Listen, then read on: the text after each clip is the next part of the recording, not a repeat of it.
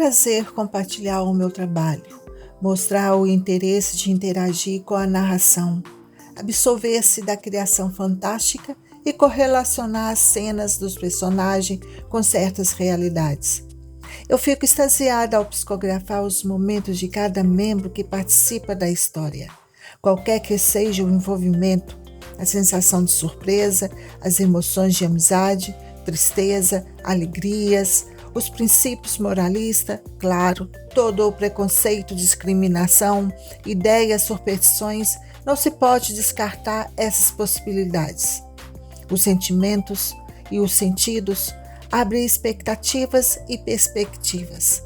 A narrativa é apresentada pela personagem Miriam, que naturalmente é a energia de contato espiritual.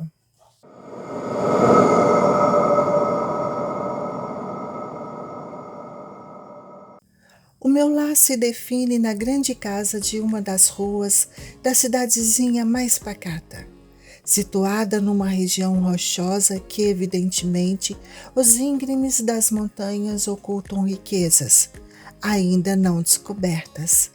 Sou Miriam, casada, meu marido é um comerciante, nada que seja de nível elevado, mas seu negócio nos sustenta a uma vida bem suscetível. Estamos casados há vários anos. Estamos tentando ter uma criança já há algum tempo, mas, infelizmente, ainda não ocorreu o desejável pedido. Aqui conosco, algumas vezes somos visitados por meu tio.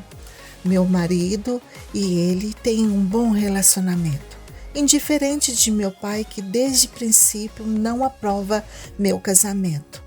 Na época, a palavra de minha mãe surtia efeito positivo em convencê-lo, o velho turrão.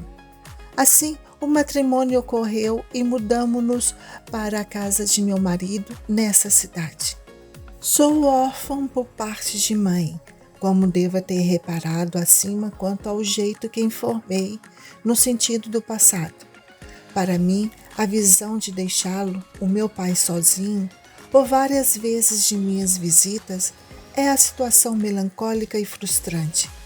Mas minha vida agora é morar onde meu marido trabalha e vive. Eu me dou bem com meu tio, nunca de ficar fazendo sala por muito tempo. Ele não suporta ficar na companhia de uma mulher por longas horas, mesmo sendo a sua sobrinha. Isso não me isenta de sua regra machista e preconceituosa. Evidentemente, homens, eles se dão bem, muito bem. Essa formalidade não me abate. A minha intenção é de ser mãe. É só o que eu penso. É esse o meu objetivo. Portanto, as idas e vindas de meu marido à nossa casa estão totalmente diferentes nos horários para que precedem nossos encontros. Às vezes, as durações intermitentes decorrem por 3 dias. Os sugeridos assuntos de negócios e investimentos lhe tomam muito tempo, já que sua justificativa representa a segurança para a eventual soma da família, um filho. Independentemente de seu argumento, eu não me preocupo com os seus negócios e nem tampouco os encontros e conhecidos investidores. Jamais me interessei. No entanto, meu pai, após a morte de minha mãe, ele passou a atuar em outros afazeres. Comprou uma terra afastada da comunidade e começou a operar na extração de ouro, que achava encontrar naquelas terras. Até então, não sabido por mim que ele ousou encontrar algumas pepitas. Deixei que ele seguisse o que quisesse. Eu o respeito, tenho admiração por suas determinações e pelo homem que foi para minha mãe e como pai que é para mim. Isso tudo conta com o propósito de não o irreverenciar. Em uma de minhas visitas, vi e senti que ele não está bem de saúde. Ele não é velho, é forte, trabalhador, corajoso e íntegro. Contudo, a mina não é um lugar muito atrativo em certas circunstâncias. Se está tudo bem com aquela mina? Bem, eu não sei. Comentei com meu marido, mas seu silêncio me deixou confusa. O olhar vago para o canto da parede de nosso quarto, para mim aquilo foi estranho. Por alguns segundos, a ideia de perceber que ele desejava a morte de meu pai foi muito intrigante. Dormíamos em quartos separados devido às suas tardes chegadas em casa. E para não me incomodar, a separação foi a decisão apaziguada, voluntária e inteligente. Aos fins de semana, nós tentávamos a tão querida gravidez. O tempo passa depressa quando se almeja o pedido, e a esperança é a única a conformar e a esperar. Porém, há algo que não tem como estagnar. Os anos seguem na espontaneidade do caminho sem acordo de retroceder. Seria um milagre, e por mais que eu tenha fé, o milagre não consiste em acontecer, pois é impossível rejuvenescer. A idade saudável para a gravidez está desvairando no tempo, e porquanto mais tarde tornar-me-ia perigosa. O medo está aí, eu me consumia, a ansiedade se torna cruel torturadora de minha mente, persistindo em palavras deprimentes que nunca me engravidaria. O choro é o meu consolo. 5 meses se passam e de repente na cozinha, a lavar as louças, caí rápida, tomada por uma vertigem terrível, ocasionando-me o vômito, todo o café que havia degustado. O que fora aquilo? Ao passar de alguns instantes, eu me recuperei e dirigi-me para o quarto. 2 meses depois, soube de minha feliz gravidez. Quis viajar para contar a novidade ao meu pai, mas fui acometida de uma gravidez que a cautela dos afazeres é a ordem do médico.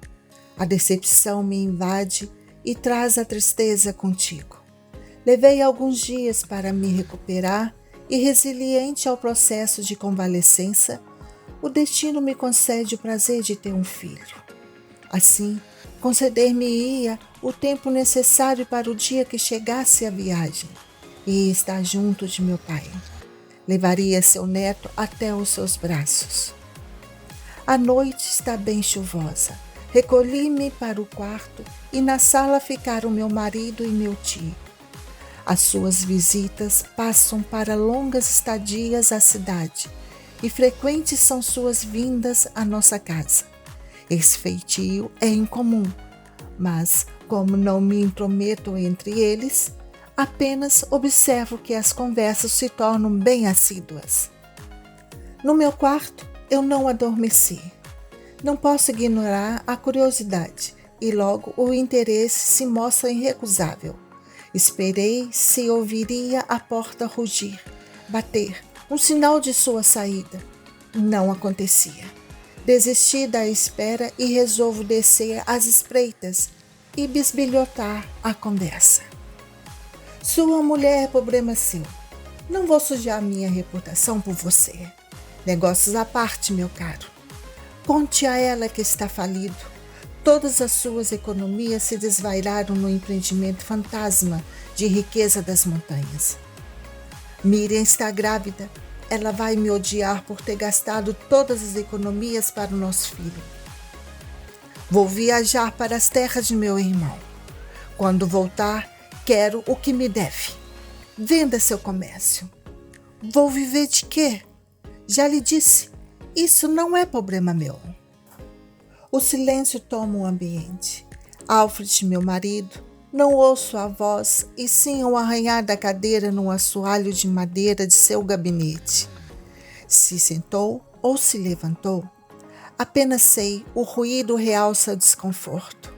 Naquele momento, deixo o pensamento de lado e dou a reação de subir a escada quando percebo os passos de alguém a se aproximar da porta. Antes de entrar no quarto, eu quero averiguar. Você tem 3 dias. Por que tão pouco tempo? A viagem até a casa de meu sogro leva uma semana ida e volta. Creio que ficará com ele algum tempo. Alfred, você me convenceu.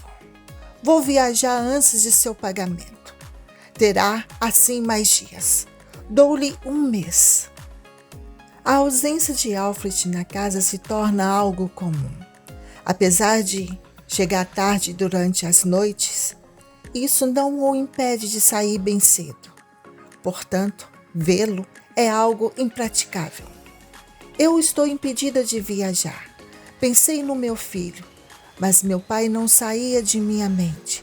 Talvez o sexto sentido me avisa de alguma anomalia. Vulnerável, eu não sabia o que fazer. A porta bate. Quem está aí? Alfred? Sim, sou eu. A voz está bem áspera, mesmo que me respondeu lenta. Há nela certa indiferença. O que houve para estar em casa a esta hora? Algum problema no trabalho? Calma, meiga, preocupada, eu transmitia a viável destreza da dissimulação. Por que haveria algum problema? Não, estou cansado, apenas cansado. Seu tio chega hoje. Se estou certo. Quando chegar, por favor, deixe-nos a sós. Certamente, marido. Tenho os preparativos para a chegada do bebê. Falta pouco para sermos pais. Se precisar de mim, estou na cozinha. Farei um chá e depois eu subirei para o quarto. Assim eu o fiz.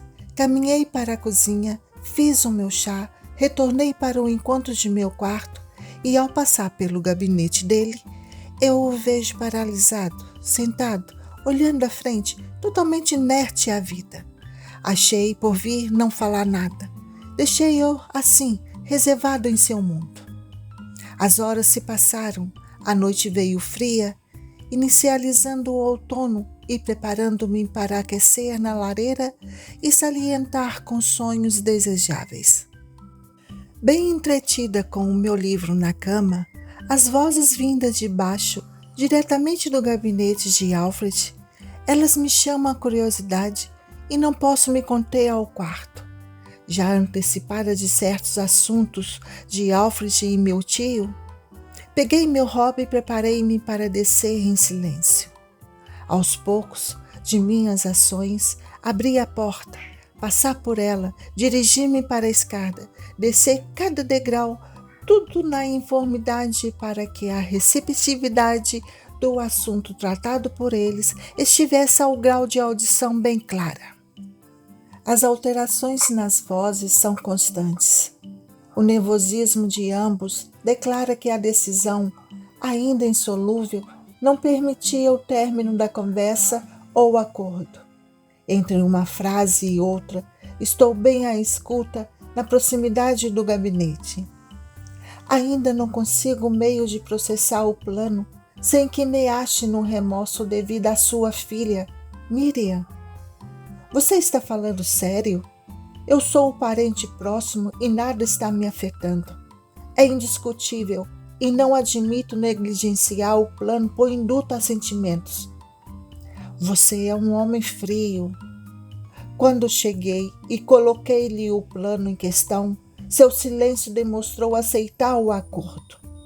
Pense bem, você está falido. Isso lhe tiraria da miséria em que consta seu negócio.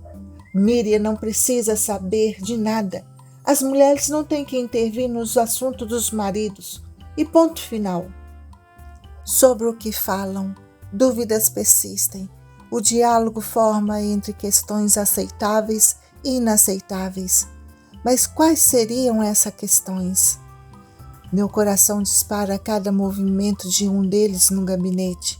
Dá a impressão que a qualquer momento alguém sairá e serei descoberta pelos seus meios agressivos das palavras. Se vê que eu estou em perigo. Aqui está a passagem de trem para a casa de meu irmão. Vá e faça o que planejamos. Suas mãos ficarão sujas de outros modos. O pior, eu já o fiz. Meu pai, já basta. Não preciso escutar mais. Meu pai está em perigo. O final das palavras me exige a decisão de uma viagem rápida até as terras de meu pai. Subi os degraus, entrei pela porta, fechei-a sutilmente e preparar-me-ia para sair bem cedo. Arrumei uma pequena mala e deixei-a pronta debaixo da cama. Ao me deitar, ouço a carruagem sair e Alfred bater à porta. Logo, subi a escada. Segundos de silêncio. Vejo sua sombra no corredor pela fresta da minha porta. Diante dela, parada por um tempo, relutei a acreditar que entraria. Não estava pronta para olhá-lo de forma natural, depois de tantas informativas de suas intenções. A sombra se vai e com ela o meu nervosismo. Eu o ouço entrar em seu quarto. Acordo cedo, visto-me, desço para sair. Comerei algo na estação. Compro minha passagem e esperaria por 15 minutos a partida do próximo trem. Eu acaricio minha barriga e, fervorosa aos pensamentos, eu emito ao meu filho a força de que precisamos para salvar seu avô. Chego à estação de desembarque. Dali, pegarei a carruagem para chegar ao meu destino. Senhora, deseja uma carruagem? Estava de costas aquele que soa a voz firme, a me virar para atender. Vi que se tratava de um senhor mais velho e de boas maneiras. Sim, desejo ir a esse lugar. É uma viagem estendida.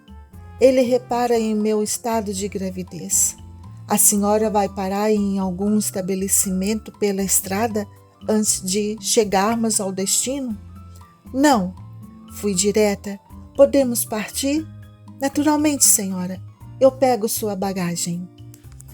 A estrada está péssima. Quantos buracos! A causa é bem simples. A chuva nessa região é muito forte. O tráfego é constante e a péssima notícia: os moradores por aqui não cuidam da estrada. São todos homens fortes, mas beberrões, cujas vidas se entregam à bebedeira nas tavernas. Preciso aguentar. A carruagem balança tanto que há a impressão de as rodas se saltarem do eixo. Senhora, quer que eu pare na próxima hospedaria? Não, continue. Meu filho, estou lhe pedindo muito se esperasse até chegarmos à casa de seu avô. Por favor, querido, ajude sua mãe, mais um pouco. Olhei pela janela e, devido à estação fria, a luz do dia não está numa posição clara. As nuvens estão escuras, o entardecer se finaliza como noite e a estrada pode ficar perigosa para se transitar. Recostei à poltrona e o pensamento não se retrai. A sensação angustiosa de apertar o peito, deferindo a dor terrível e dispersa é a mente, pois o medo a embalsa e frisa a dúvida. Quando o intuito insiste dizer que talvez seja tarde e meu pai possa estar morto, uma lágrima desce de minha face. Já anoiteceu, não consigo ver praticamente nada. A lamparina do cocheiro ilumina a frente, o resto está enegrecido. O vislumbre de algo não me favorece, pois o luar está perdido entre as nuvens. Ah, que golpe avassalador! Ah, o que está acontecendo? Não posso suportar tantos solavancos. A carruagem para, o cocheiro desce e vem para a cabine. Senhora, peço desculpas. Tenho que consertar a roda. Se continuarmos com ela bamba, devido à estrada ruim, corremos o risco de ela se soltar. Faça o que deve ser feito. É algo que vai demorar? Nada que eu não possa fazer. Mas reze para chegarmos à hospedaria próxima e achar alguém que a conserte. Farei apenas um reparo. A senhora está bem? A pergunta do Senhor só tenho que eu agradecer por sua preocupação. Está sendo gentil e prestativo. Estou bem, obrigada. A resposta não foi sincera quanto à gentileza dele. Os movimentos bruscos da estrada me ocasionaram dores na barriga e receio que sejam algumas contrações. Ainda falta bastante caminho a ser seguido. Talvez ele tenha a razão de parar em uma hospedaria. De um tempo após, a carruagem toma seu rumo novamente à estrada. No entanto, eu podia sentir que o meu filho está a caminho. Não foi preciso esperar mais, logo que o pensamento enviou as últimas frases de seu raciocínio. Pare, pare, pare! Bati com tanta força à frente da cabine, cujo lugar se destina ao cocheiro, que de imediato ele parou a carruagem e aparece rápido à porta, e notável sua adivinhação quanto à minha precisão. Senhora, está na hora? Seu filho vai nascer? Sua fisionomia assustada e preocupativa se exaltam, e a reação é agir, mas o contrário de uma iniciativa, a estagnação o absorve. Seu semblante desfigura, sua pele esbranquiçada, o medo lhe toma o corpo e a mente exaspera. De uma descida rápida de sua carruagem, prorrogou-se num desfecho frustrado. Senhora, estamos quase à hospedaria. Lá a senhora terá a assistência necessária. Vá, vá! O meu desespero dá início à loucura. Ao chegarmos à hospedaria, a transcorrência do cocheiro é invadir a hospedaria aos meios mais ensurdecedor possível. Alguém, por favor, alguém, ajude a senhora no nascimento de seu filho. O que está falando? Uma criança vai nascer? Uma senhora de cabelo pretos, bem lisos, de pele avermelhada, feições finas e realçadas, certamente uma mestiça. Deparei com seu rosto à janela da porta da carruagem, quando abri os olhos, que estavam repuxados, consequência de muitas dores. Minha querida, agora está segura. Ela abre a porta e chama o cocheiro. Venha, ajude-me a descê-la. Vamos levá-la para dentro e acomodá-la em um dos quartos. A senhora terá a criança. Sabe como fazer isso? Diz o cocheiro. Não seja rude. Toda mulher sabe o que fazer nessa hora. Agora, pare de falar e ajude-me. No dia seguinte, a satisfação de segurar o meu filho. A dona da hospedaria cuida de mim com carinho e eu só tenho que retribuí-la com sorrisos. Ficará na hospedaria por algum tempo. Enquanto isso, o cocheiro está consertando a roda da carruagem. Ela me olha como que quisesse perguntar algo. Eu responderia a qualquer curiosidade dela, afinal, devo-lhe minha vida e a vida de meu filho. Quem a senhora conhece na região das Terras Vermelhas? Meu pai. Seu pai é um homem alto, loiro de olhos azuis? Sim, a senhora o conhece? Tenho precisão de vê-lo. Ele vem aqui uma vez ao mês para suprir seus alimentos, mas ele não veio neste mês. Oh, meu Deus, tenho que ir. Não vai a nenhum lugar, não há meio de viajar. Tranquilize, pense em seu filho. Não sei como agradecê-la. Dinheiro nenhum paga o que fez por nós, mas tenho de continuar a viagem. Despeço-me dela e deixo em sua mão uma quantia para lhe pagar as despesas na hospedaria. Parti para o meu destino, a região das Terras Vermelhas. É a primeira vez que eu ouço essa referência. Está sendo uma viagem de algumas horas. Provavelmente passaram-se 2. Estarei lá ainda dia. A carruagem trafega com cautela devido ao bebê, assim, a causa das horas estendidas. Mas ouço a voz do cocheiro a dizer: chegamos, senhora. Ele veio a me ajudar a descer. O frio é demais. As roupas que a dona da hospedaria conseguiu para o bebê é a salvação para aquecê-lo. Meu pai não veio ao meu encontro. Estranhei tudo à volta. O lugar parece abandonado. Eu não sei o que pensar. Acho que devo entrar com a senhora. Notei que o cocheiro também havia reparado no abandono. Faço menção que sim com a cabeça. Entramos. Chamei e apenas o som da minha voz reflete no vácuo lugar. Permaneci ali, em um dos quartos. Meu filho dorme. e decido vasculhar a casa para achar alguma resposta.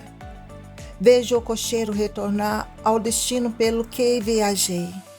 Ele teve que ir e não pude argumentar. Fechei a cortina da janela e passei a olhar todo o interior da casa. E como havia reparado, além do abandono, todas as coisas estão perfeitas. Não há indício de brigas, roubos ou morte. Mas onde estaria meu pai? É isso que eu tenho que descobrir. Já andei por alguns cômodos e não evidenciei nenhum pertence de meu pai que mostre a sua ausência. Isso está bem confuso. Meu pai é um homem bem organizado, mas deve ter uma falha que indicie essa falta. Isso não é a atitude dele. Talvez eu encontre algo no quarto de reserva, onde fica seus pertences de trabalho. Ainda tenho algumas horas da noite. Meu bebê dorme. Vou procurar. A porta está trancada. Por quê? Não faz sentido, mas um fato incomum. No galpão tem ferramentas que abrirão a porta. Não ouço nada do outro lado. Se estivesse ferido, já havia me ouvido e responder-me-ia. Independentemente dessa natureza, eu vou abri-la. Consegui. E não fiz barulho. O que é isso? A bagunça é enorme. E há sangue. Tem muito sangue aqui. Meu Deus, o que estava acontecendo? Cadê meu pai? Pai? Pai? Não obtive resposta. Espere, ouço um ruído. Ratos? Vem debaixo do piso. O que tem aqui? É uma caixa. Meu Deus, não! São dinamites. Meu susto me arremessa para trás. Os passos carregados de medo, receio, conflitos, a mistura do nada após nada, e a ver todas as dinamites, eu surtei. Meu pai, onde está meu pai?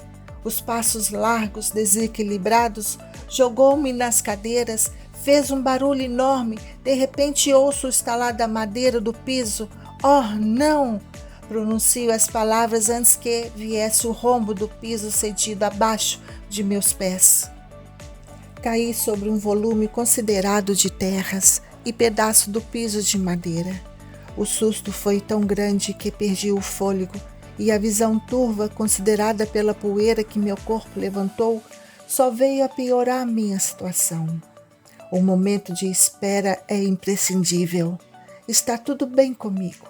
Não me machuquei, mas sinto o corpo bambo, a cabeça girar. Palpei o lugar para me afirmar e notei de imediato ossos, muitos ossos. Podem ser vestígios de animais. Bem, quais animais? Não saberia dizer. Está escuro. Minha lamparina apagou. Como pude quebrar a madeira do piso? Espere, o que sinto?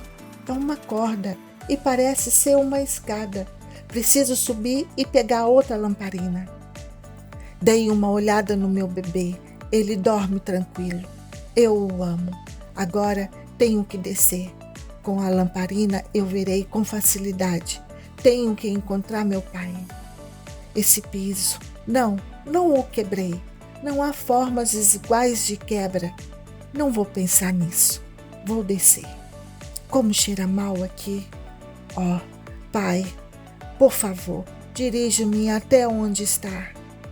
Não vai ser fácil. Há um túnel debaixo da casa. O ar não é muito convidativo. Não vou me aprofundar tanto. Tenho meu filho lá em cima. O que seja aquilo? Meu Deus, esse cheiro horrível. Não posso acreditar. Pai! Saí ao encontro dele. Não pude chegar tão perto. Há ratos em cima dele. Saiam! Saiam! Não o abracei e nem pude tocá-lo. O cheiro vem de seu corpo. Ele está morto há muito tempo. Pai, o que foi que aconteceu? Preciso de ajuda para tirá-lo daqui. Verei meu filho e pensarei em algo. Estamos em outro dia. Mal dormi. Se eu fiz, foi por poucas horas. Estou exausta. Quem devo procurar? Como sairia daqui? Meu pai tem um cavalo. Vou procurá-lo. Um xale amarrado no pescoço que dá a volta pela minha cintura garante que eu leve meu filho comigo. Nós daremos uma caminhada aos arredores. Ele será meu amuleto, nada como algo puro que nos proteja de quaisquer males. Não consigo ver nada que seja suspeita. Faz muito tempo que não o vejo, que não vim à sua casa. Meu pai sempre optou por deixar suas coisas e seus afazeres de modos iguais. A mudança lhe incomodava. Ele era reservado, direcionado a padrões, gerenciado por regras, convicto nas estratégias, vigilância local. Não consigo entender que a pessoa tão organizada, segura e inteligente possa estar morta, deixado seu corpo aos animais. Para ele ter sido morto, assim, tão ultrajante, é uma pessoa conhecida que o traiu. Não vejo seu cavalo. Voltarei. Está frio. Preciso comer. Vai anoitecer dentro de 1 hora. Aquele cheiro já está exalando pela casa. Eu terei que enterrá-lo. Farei isso amanhã, pela manhã. Vem, meu filho, vamos descansar. Acordei antes que o sol nascesse. Apesar de a tristeza me abater, devo fazer o enterro de meu pai. Eu sei que ele tinha a Bíblia. Vou achá-la, lerei o salmo para a sua despedida. Minha criança, como é linda e perfeita. Sua mãe tem orgulho de o ter gerado, de o ter parido, e sim, eu irei sempre protegê-lo. Quando chegar o momento, eu quero que fique aqui, a dormir, sonhar com os anjos, enquanto faço o sepultamento de seu avô. O horário chega, eu desço. Caminho ao encontro do corpo de um homem que exerceu em vida alguns de seus objetivos. E um deles, o principal, foi a família. Fiz seu sepultamento. Pois estou convencido de que nem morte, nem vida, nem anjos, nem demônios, nem o presente, nem o futuro, nem quaisquer poderes, nem altura, nem profundidade, nem qualquer outra coisa na criação será capaz de nos separar do amor de Deus que está em Cristo Jesus, nosso Senhor. Não pude conter as lágrimas. Preciso ver meu filho. O pensamento está me tomando todos os sentidos e nada percebi à volta. E para minha surpresa, já no primeiro passo de chegada ao buraco do piso, a impressão de ser observada se mostra perturbadora. À frente não havia ninguém. Giro a cabeça em todos os ângulos e a surpresa está bem ali. Daqui pude ouvir as suas palavras para o cerimonial de seu pai. Como ele estava? Da última vez que eu o vi, pareceu-me que estava dormindo. A sensação foi de um descanso longo, sem chance de acordar. É o meu tio. Foi cruel nas suas palavras que apresentam o assassinato do próprio irmão. Eu o ignoro. Nada de réplica. Eu sustentaria seu ego terrível se acaso discutisse. Passo por ele e caminho para a direção do quarto de meu filho. Não poderá me evitar por muito tempo. Afinal, seu marido e pai de seu filho se encontra com o seu anjinho nesse exato momento. Eu viria isso como cuidado a quaisquer ações possíveis que possam nos prejudicar, ameaçar a proporção negativa. Eu paro naquele instante. A suposição das mãos de meu marido junto ao corpinho de nosso filho, aquela situação me deixa a dúvida. Ele é o pai, não poderá lhe fazer nenhum mal. Mas quando ouvi a risada cínica e sem vida de meu tio, eu estremeci. Eu pude obter a sensação fria da desconfiança.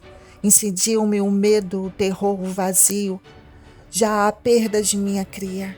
Naquele momento, não mostro abalo em sua maldosa implicação e sigo o caminho na direção do quarto. Gelei-me por completo quando encontrei meu filho nos braços de meu marido. Alfred, A mistura de um tom de voz suave e um tom surpreso pelo receoso momento demonstram, infelizmente, a insegurança de um iminente perigo. Miriam, fico feliz que esteja bem. Ele é uma graça. Finalmente somos uma família. Aquelas palavras não soam sinceridade. Eu nada pude dizer. Devemos ir para casa, recomeçar, já com o nosso filho, pois estamos em tempo diferente. Quando ele crescer mais um pouco, podemos viajar, passar alguns dias em campos, ar puro, a uma casa arejada. O que acha, Miriam? Concorda comigo? Meu marido anda para um lado e outro, ao mesmo que fala suas emoções, certamente dissimuladas. Assim, senti-me ameaçada se não concordasse. Meu tio presencia toda a conversa e intromete-se. Está aqui a escritura das terras. Está assinada em seu nome, Alfred. O nosso acordo se encerra mediante o pagamento que se encontra na mina. Daqui em diante, tudo que escavar e achar de ouro é seu. É um homem novamente rico? Novamente? A pergunta exaltada é consequente da recém-notícia. Seu marido perdeu todos os bens através de empreendimentos falsos. O olhar irônico, a fala sarcástica, a maldade explícita define bem aquele homem, o qual jamais pensaria ser desumano. Eu perdi meu pai, e ao olhar para eles, eu posso perder meu filho. Alfred assume toda a terra de meu pai, a mina e todo o ouro extraído. Meu tio nunca mais ouvi. Notícias nos jornais falam sobre seus empreendimentos milionários. Eu tive que proteger meu filho. Nenhuma riqueza é maior que sua vida. Bem-aventurado o homem que teme ao Senhor e se compraz nos seus mandamentos. Sua descendência será poderosa na terra, a geração do justo será abençoada.